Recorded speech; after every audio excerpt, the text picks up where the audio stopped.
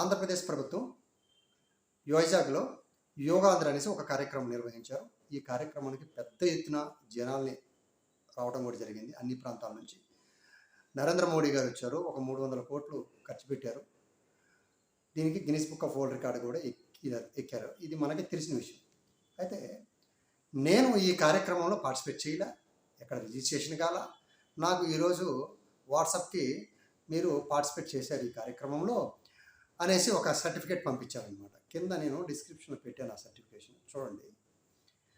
ఇలాగైతే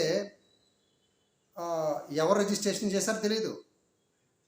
రిజిస్ట్రేషన్ అయిపోయినట్టు వచ్చింది. నాకైతే సర్టిఫికేట్ పంపించారు. చూడండి, నేను రిజిస్ట్రేషన్ కాకుండానే రిజిస్ట్రేషన్ అయినట్టు వచ్చింది. ఈ విధంగా అయితే Guinness book of world record కాదు, అంతకు మించి ఇంకే రికార్డు ఉన్నా కూడా నమోదైపోద్ది ఆంధ్రప్రదేశ్లో.